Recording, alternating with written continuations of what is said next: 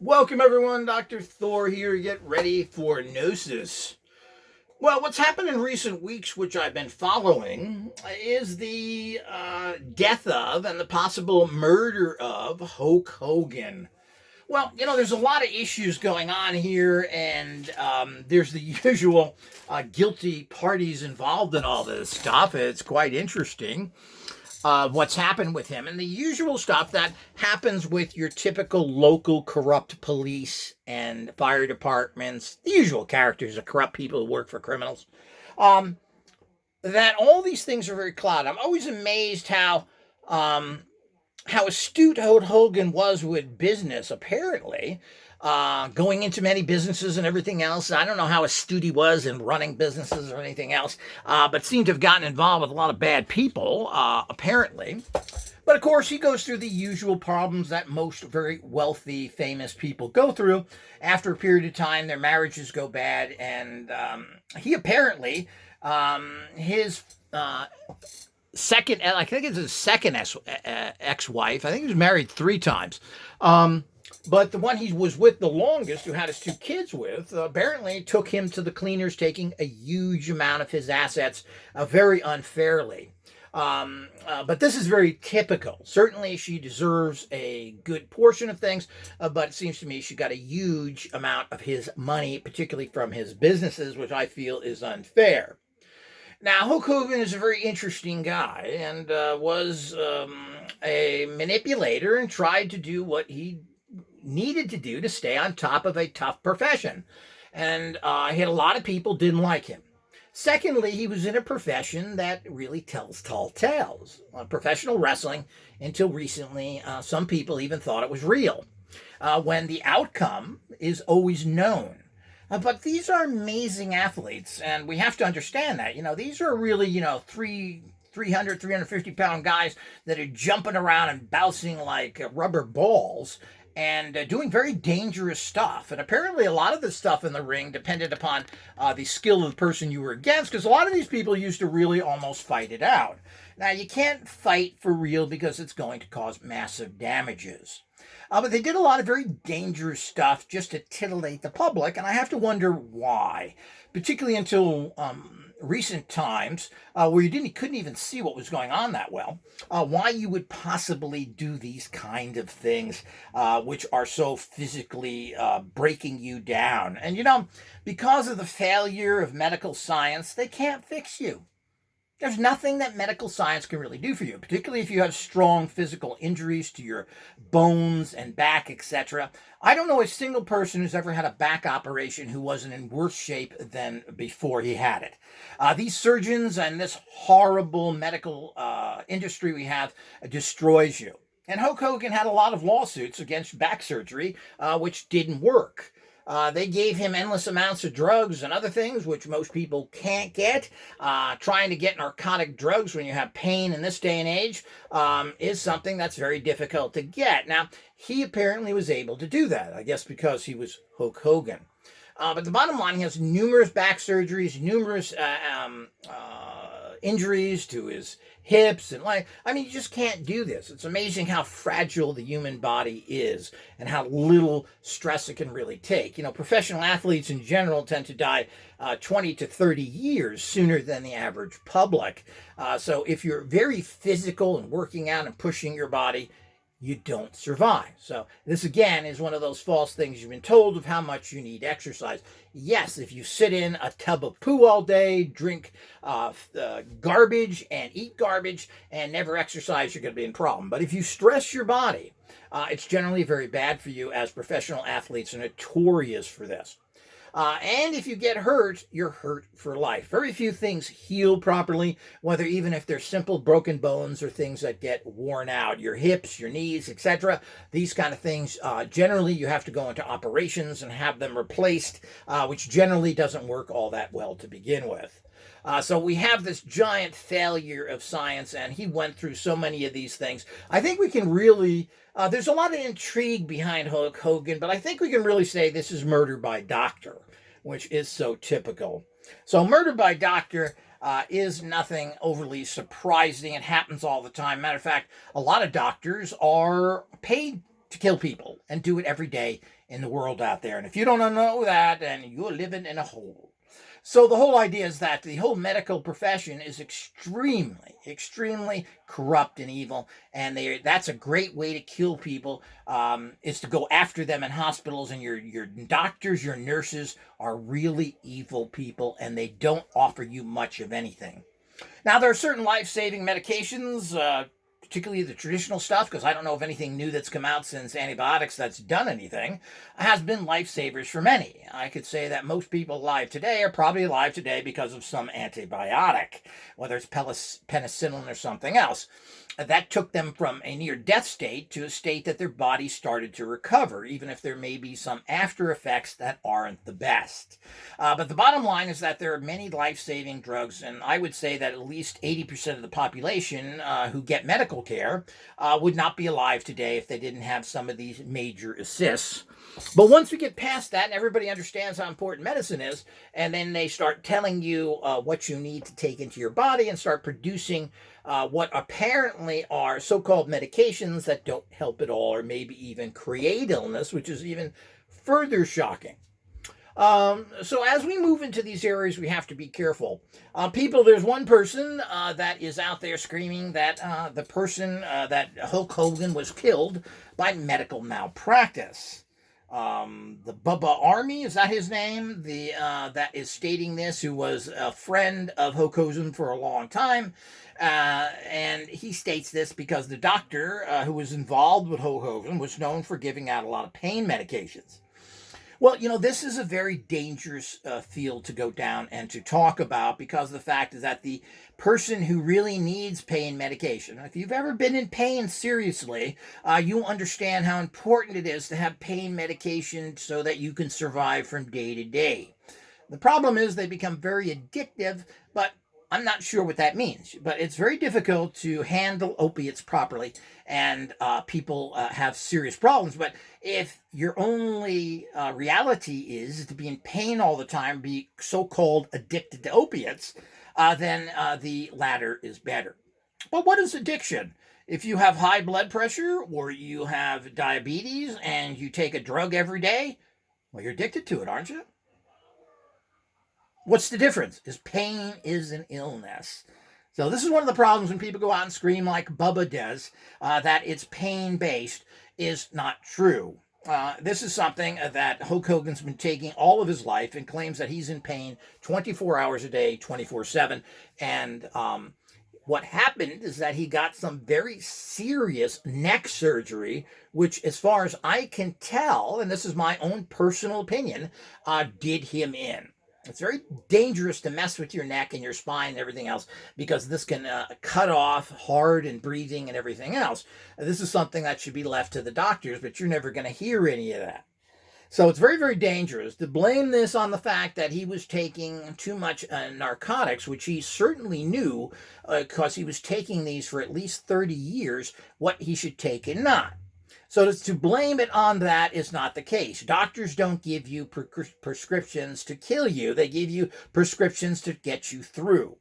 The bottom line is that all of this stuff was death by doctor, or I should say death by surgeons who messed up. He had lawsuits against a lot of laser surgery to his back that was going on because they did it wrong. He didn't get any relief from those back surgeries. They did very expensive surgery, charged him a fortune, and he got no relief, and it probably made it worse, I should say, because that's what most people that have back operations seem to state that I've personally talked to.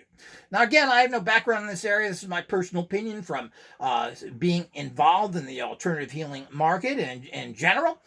This is just how most people feel. I don't know a single person who got any relief from a back operation. Most of them made better.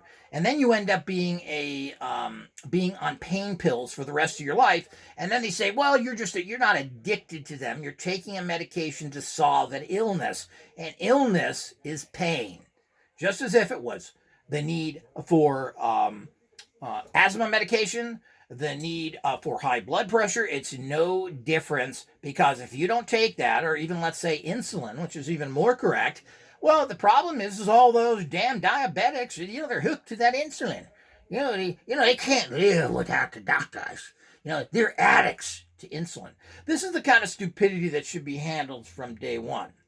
The other little monkey wrench into the whole stinking stew of garbage that has been put together here is the fact that we have a Scientology connection. Now, Hulk Hogan lived in the headquarters of Scientology, Clearwater, Florida, which is known for its high level of corruption, where all of the people in Clearwater, because they're owned by Scientology, so everybody states, again, how, to what level, I don't know. It's hard to say, but it's always the fact. The fact is you have one of the well-known, if not the most well-known celebrity on the planet, because the entire world loves wrestling for some reason. I always thought that was kind of strange. A bunch of grown men running around in panties, half naked. I always figured this is kind of weird. But people seem to love it. And it's not just loved by Americans. Internationally, Hulk Hogan was probably one of the most recognizable celebrities on the planet. You could put him up there with the Beatles and Elvis easily. And he's probably known better than them, particularly in modern times. And what do they do? And of course, there's always problems here. And there's such a stinking connection here with all of it, where he really didn't have family. He had this little girl he married who was a Scientologist, his last marriage. They've only been married for a little over a year or 2 years. And I don't know what kind of prenup he had with her or not, but the problem is your wife has a lot of control over your destiny. So if you need any kind of medical treatment and you can't ask for it yourself or something happens, well, it goes to your wife. It doesn't go to your mommy. Doesn't go to your kids, it goes to your wife. And this may make sense, kinda. I don't know about that. But this is the reality of the law. So I don't know what kind of... But here, this girl who was a young girl, and of course he chose her, of course, who doesn't like young women, especially when you're an old man, certainly is a bad way to go to give people the estate. So I don't know if he had a prenup with that or not. There's a lot of little things to the Hulk Hogan situation. He also was rigged up for dialysis. He was just having serious problems long before the day he died. He just didn't come up and die someday from a heart attack, which is how it was reported. He was very sick after this operation and was unable to move or anything else. He was at death's door for many days, and there are many questions. There's also some talk about the fact that his alarm system was off, which he never kept off when people showed up there. That supposedly, but if he was in a coma or something, how could he take a phone call? But there was talk of him having a phone call where he came back very stressed with white face to something terrible. Now, these are just gossip. We don't know. Who was there with him? What was going on? And of course, the quickie, let's cremate him, let's have a cause of death here ruled to make it quick and simple is what they do in most cases, whether you're a celebrity or not. But someone who's a celebrity like this, and you wouldn't go and take the time to have a professional private autopsy done, is pretty sad. Very sad that this was not properly done by an independent group. After all, there's a lot of money involved here, and this is a public person. The other, as I said, the main monkey wrench thrown into this whole filthy mix is the fact that Scientology has a really horrific reputation. They've been linked to many deaths. We all know the kind of horrible organization they are, so it's been reported. And they are very mercenary. And the fact that she, and her parents are tried and true Scientologists who have reached the highest level. Now, she hasn't, and I think she claimed she was no longer in Scientology, which of course is always what they say. But mommy and daddy are. And basically you can't have contact with mommy and daddy if you're not part of the organization. We know that as well. So I don't think that holds much water. And the fact that they had so much control over it, his daughter, Brooke, apparently a year or so ago, opted out of his will. Now, I don't know what that's all about. She's claiming she was fearful. Fearful of what? She was also fearful in general of what was going on with this new wife, being very questionable about, from what I can kind of piece together by her many interviews, that she was fearful of Scientology's potential reality there, that they may go to the point that she could be endangered so that they would make more money. Now, we don't know. That's very speculative in general. So, of course, we know that Scientology has been up to a lot of bad stuff per has been reported about them and per people that have left. There certainly is a huge number of people who are really trashing Scientology. And what? The problem is that Scientology has and still is making lots of money, and people love their training program and spend hundreds of thousands of dollars to go through it. Whether you like it or not, the system there, most people like. They like the dictatorialness. They like it in your face. They like the fact that they don't tolerate anything. These are very obnoxious dictatorial people. And even if you're wealthy, you want somebody to tell you what to do because you assume they're doing that because they're so much in charge and know what's going on. So Scientology is a whole nother area, which I got into before. I think most of that I brought down. I'm not sure what that has to do with much of anything. The reason I got involved with L. Ron Hubbard is that he involved with a lot of metaphysical belief systems and occultism, and it is kind of interesting how he's taken all of the really good metaphysical thoughts and practices and put it into his system. Unfortunately, his system, like everybody else's out there, really doesn't produce anything of high level. And when you get to the end, you say, well, what's next? And they tell you, no, that's it.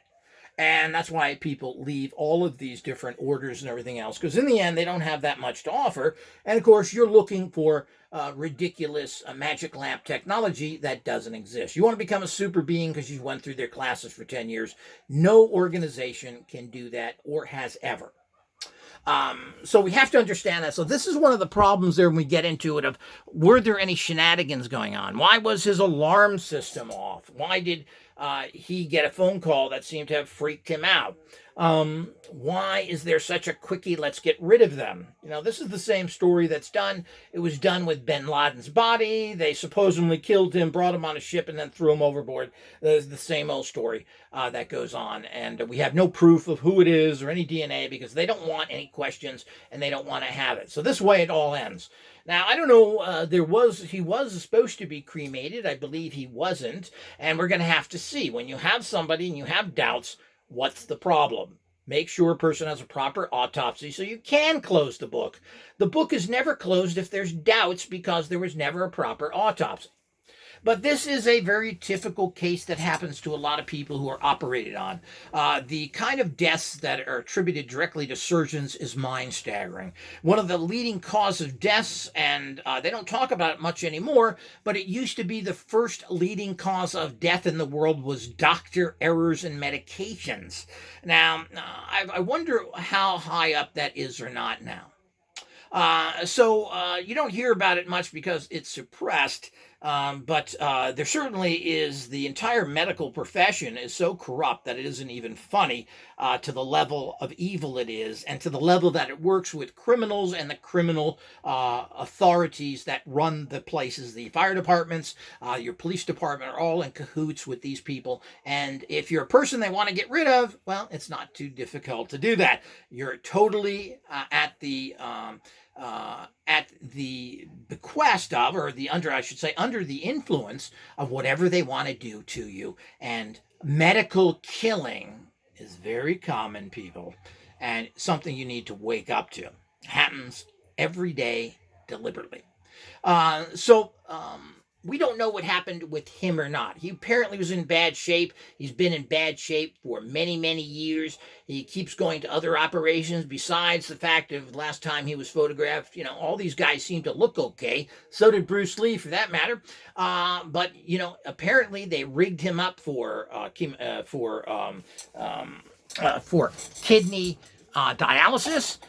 So he was in bad shape, and the fact is that, you know, when you start messing with the muscles and you start messing with the neck, this is very dangerous. There has been some thought that that was a botched operation. Again, hearsay, we just don't know. But we should know by a proper autopsy. But what's going to happen, particularly in the corrupt cities in general, and Clearwater is probably more corrupt, and the fact is that this is certainly a great opportunity for Scientology to money grab. Because if you get lots of money, they require you to give a very large portion of that to them.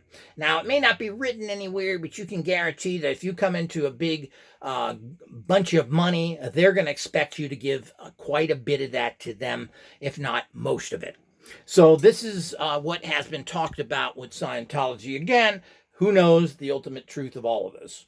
But the bottom line, this certainly is an opportunity that could be taken care of to make sure that things are done quick and simple so the money can go to them. Again, as I understand, his wife's parents have reached the 8th level of Scientology, the highest level you can reach. These are very dedicated people, and they spent each probably $300,000 to $400,000 each, close to $1 million to get this training.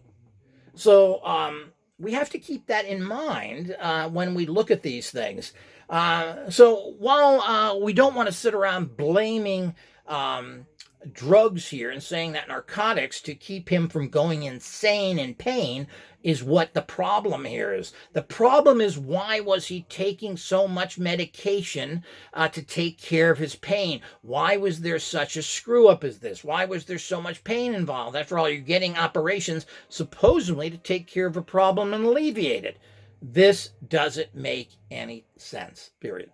But this is very typical. This is the spiral that goes on. People get these operations. These doctors buy their Ferraris. They buy their big fancy houses. And you sit in pain and they just whistle in the wind. And most of the time, or I should say a lot of the time, operations weren't even necessary or couldn't do anything. But, hey, I need a new car, so we're going to get one. I got to get another giant house for $500,000. So this is what they do. That's what has to be learned from this. What has to be learned from this, if anything here, this is murder by doctor. Improper operations, too much of it, etc. It really doesn't have anything to do with drugs, and people should stay away from demonizing doctors that try and help people by giving them opiates to take away what they cause or what they have in general. Stay away from that.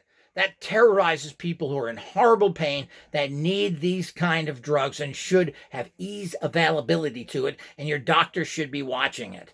The fact is that Hulk Hogan was in horrible pain, was completely crippled. I don't think he could even talk or anything else. He was in a basket to hell, and that's what happened here. I frankly doubt, and if he did, maybe he was in such bad condition that he took way too many drugs than he should have, which of course, when you get to a certain age, is a rational thing to do. But to blame pain medications, that many people commit suicide because they can't get the pain medications that this evil world has said they shouldn't get, after the doctors have collected hundreds of thousands of basically murder money from operations, is really sad. So people have to understand that. So demonizing medications is not the question here. What happened? Why did he need such medication? And why did he have so many operations that none of them seemed to work? To have 7 or 10 operations on your back seems to me to be gross incompetency. Why did you need that many? Why couldn't? And he had lawsuits going against these back operations people because they messed them up. That's the real issue here, and hardly anybody's talking about it. Until next time. Or should I say, what does Buddha have to say about it all? Let's get a Buddha card, baby. The mind is like water. Oh, wait a minute. I keep picking the same card. Let me try another one. No one is going to rescue you from yourself. Only self-love can rescue you. The other cards are a little better. What does Yoda have to say? What do you think about all this, Yoda? And maybe it can help you think of something that is troubling you. Not if anything to say about it. I have. Not if I have anything to say about it. That's his answer to the world problems. Until next time.